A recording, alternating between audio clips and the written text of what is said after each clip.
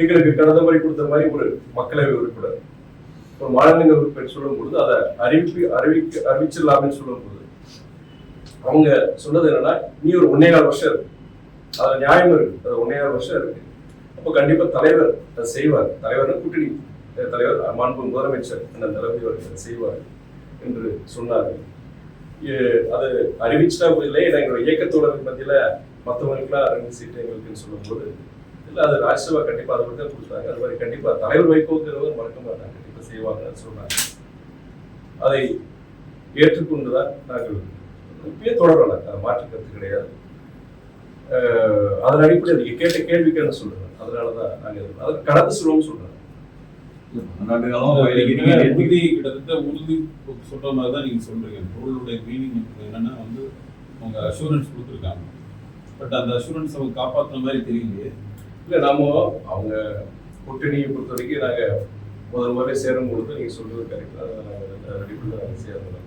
அதுக்கப்புறம் பொறுத்த வரைக்கும் சென்ற இதுலையுமே அதே தான், நீ ஒரு 1.25 வருஷம் இருக்கு, அதனால கண்டிப்பா அப்போ சொன்ன இப்போ சொன்னா தேவையில்லாத ஒரு குழப்பம் வரும். அது நியாயமானதான். ஏன்னா ஒரு ராஜ்யசபா சீட் சொல்லும் போது எல்லாருக்கும் அந்த எண்ணம் வரும். அப்போ எங்களுக்குன்னு சொல்லி வரும்போது அது இப்போதைக்கு வேண்டாம்னு சொல்லியிருந்தாங்க. முக்கியம் அதுல திராவிட முன்னேற்ற கழகத்தை சார்ந்த முக்கியமான நபர்கள்.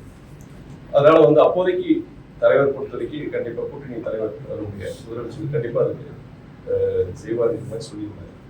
அது எங்களுக்கு பொறுத்த வரைக்கும் நீங்க சொல்ற மாதிரி அதுல வருத்தம் இருக்கு. அதுல இது பண்ணாலும் நாங்கள் அதை தமிழ்நாட்டு நலன்கிறது அதை கடந்து செல்கிறோம் சொல்லுவோம். கமலஹாசன் கேட்டிருக்கீங்களா நீங்க? அது கண்டிப்பா அதுல நம்ம கேட்கணும், அதுல மறுக்கிறது கிடையாது, அங்க கேட்கணும்.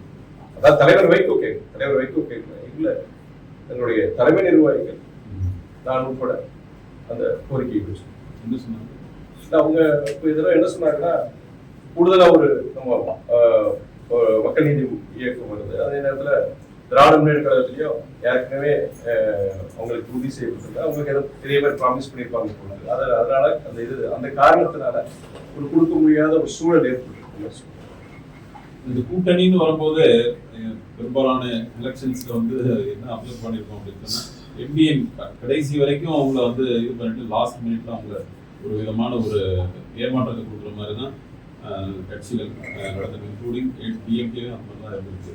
ஸோ கிட்டத்தட்ட அதே மாதிரி சுச்சுவேஷன் தான் இப்பயும் அந்த மாதிரி ஒரு ஃபீல் இருக்கு. இல்லை, நாங்கள் தலைவருக்கு வந்து நான் இந்த இன்டர்வியூலேயே ஃபர்ஸ்ட் எடுத்தவொடனே சொன்னேன், இதுக்கான இந்த இன்டர்வியூனா பல இடங்கள்ல கடந்த 2 நாட்களாக உங்களை போன்ற பத்திரிகை நிருபர்கள் ஊடகவியாளர்கள் தொடர்ந்து இது போன்ற கேள்வி கேட்கிறேன், நான் அவாய்ட் பண்ணிட்டு தான் இருந்தேன். இருந்தாலும் இயக்கத்தோழர்கள் முக்கியமான நிர்வாகிகள் நம்முடைய நிலைப்பாடு என்னன்னு சொல்றேன். நான் இணையத்துல நிறைய பேர் அவங்களுடைய கருத்துக்களை போட்டிருக்காங்க.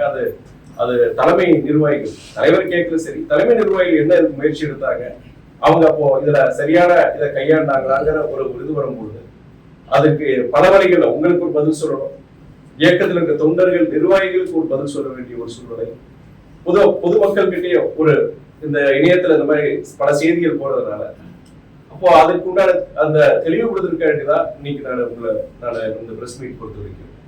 நான் மொத்தத்துல என்ன சொல்றேன்னா, எங்களுடைய இயக்கத்தோழர்கள் பொறுத்த வரைக்கும் அது ஒரு வருத்தம், ஒரு வேதனை.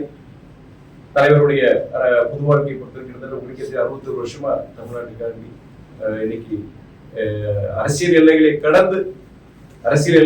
கடந்து தமிழ்நாட்டில் இருக்கிற தலைவர் மொத்தம் கிடையாது, இந்தியாவில் இருக்கிற முக்கியமான தலைவர்கள், இப்போ இருக்க தலைவர்கள் சரி, முன்னாள் தலைவர்கள் சரி, பிரதம மந்திரி அமைச்சர், அதாவது நம்மளுடைய பிரதம மந்திரி நம்முடைய இந்திரா காந்தி அம்மையார்ல இருந்து நீங்க